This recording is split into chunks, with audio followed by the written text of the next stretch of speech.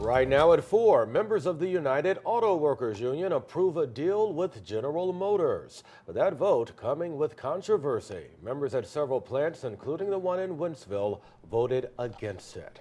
Good afternoon, I'm Brent Solomon. And I'm Kay Quinn. In the end, according to a union vote tracker, nearly 55% of the nationwide UAW membership have voted to support the agreement.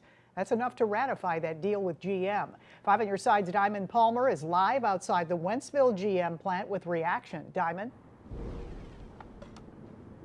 Well, Kay and Brent, United Auto Workers here at the GM plant in Wentzville returned to work after that tentative agreement last month, and they tell me that they are just now waiting for final voting results from the nationwide union to let them know about this new contract agreement. They say those final results could come tonight, tomorrow, or even Monday. And a tentative agreement between the UAW members and GM was actually reached late last month. Ford and Stellantis also reached tentative agreements with the UAW, and the new contract for GM workers comes with a pay raise and a cost of living adjustment, among many other benefits. Duke's Barbecue Shack in Wentzville says economically their business depends on the GM plant. The owner says they've seen business pick back up since the tentative agreement. And I actually spoke to one customer who says he's a GM sub-supplier and the strike made it tough financially. I'm just glad to be back at work, working. So, just being off, it was okay, but I got bored. Yeah, it costs a lot of money. It kind of put a hold on everything, so bills and everything. I just had to depend on unemployment. Now, as for Ford's new contract, they tell me that voting will continue until Saturday. But as for Stellantis, they already have 67% of their members voting in favor of that contract, and voting will also continue for them as well.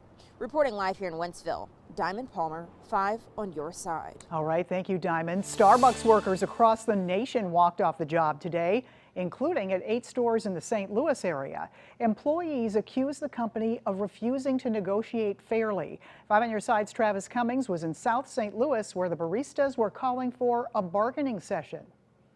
No contract, no coffee, union strong, unfair labor strike. Even in All I Want for Christmas is a contract. These are just some of the messages these staffers are trying to get across in today's demonstration. Workers staked out on the corner of Grand Boulevard in Sydney for hours today, saying the coffee giant, quote, illegally refused to bargain with baristas over staffing, scheduling, and other issues. The strike comes on Red Cup Day, when the company hands out tens of thousands of free reusable cups, one of its busiest customer traffic days of the year. As part of the strike, workers demanded Starbucks turn off mobile ordering on future promotion days, which they say created more work. They say they're being vocal for 2 reasons. They love what they do and the people they serve. We have all of these amazing regulars and then just random people that we see traveling through all the time. And we do our best to connect with them even with the lack of staffing we have, because we all feel passionately about our community and being able to make those connections with people and serve them. Employees at this location say this is their first strike and it probably won't be their last. Reporting in Tower Grove, Travis Cummings, 5 on your side. Now, a spokesperson for Starbucks said Workers United hadn't agreed to meet for contract talks in more than 4 months. They called on the union to, quote, fulfill its obligations ahead of the holiday season. Well, right now, a Missouri judge is considering a lawsuit to challenge the state's abortion ban. Abortions are restricted in the state unless a mother's health is in danger. Today, a group of 14 clergy members of different faiths accused state lawmakers of imposing their own religious beliefs when they drafted the law. They say that violates the state's commitment to the separation of church and state. The group is seeking a permanent injunction barring the state from enforcing its abortion law. If there's a law that some people happen to agree with on the basis of their religion, then the law must fall. But if you have that, well, that's not a recipe for religious pluralism. That's a recipe for anarchy. You can vote based on those beliefs, which what you can't do is impose those beliefs on everyone in the state.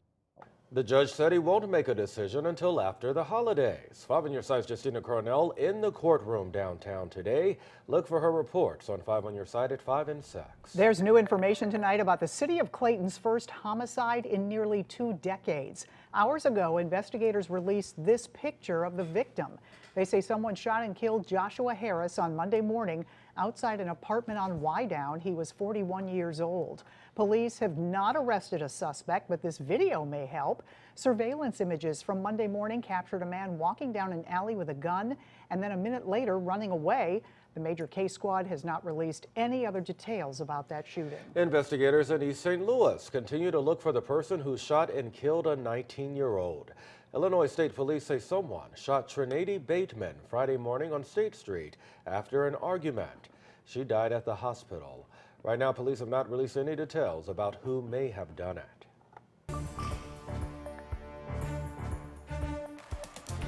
As the war continues between Israel and Hamas, pressure is growing on President Biden to call for a ceasefire. But as NBC's Alice Barr reports, the president says this war won't end until there's a two-state solution. Israeli forces for a second day searching Gaza's main hospital for evidence of Hamas military activity say they've discovered the body of a hostage in a structure adjacent to Al-Shifa Hospital, saying she was abducted from her home in last month's brutal terror attack. Israeli officials maintain Hamas runs a command center below Al-Shifa that must be dislodged, saying assault rifles, uniforms, and technology like this laptop offer proof. NBC News was not on site to independently verify. The Biden administration says U.S. intelligence backs up Hamas military activity at Al-Shifa. We are still convinced of the soundness of that intelligence. The Hamas-run Gazan Health Ministry sent this video from the hospital raid, and international humanitarian organizations are raising sharp concerns about the safety of patients, medical staff, and other civilians sheltering there. Pro-Palestinian protesters today blocking traffic on San Francisco's Bay Bridge after a similar demonstration turned violent overnight in front of the Democratic National Committee headquarters in Washington, D.C., with lawmakers including top-ranking leadership inside. U.S. Capitol Police say 6 officers were treated for injuries, from minor cuts to being pepper sprayed to being punched. Organizers say at least 100 demonstrators were hurt. The only ones that I saw were being violent were police. While the deadly violence continues, both in Gaza and in attacks at checkpoints in Jerusalem, where Israeli police and military say 1 Israeli soldier was killed, at least 6 others injured. In Washington, Alice Barr, NBC News. And you can get updates on the war by texting the word Israel to 314-425-5355. Helping a local animal shelter just in time for the holidays. The plea coming in from CARE STL.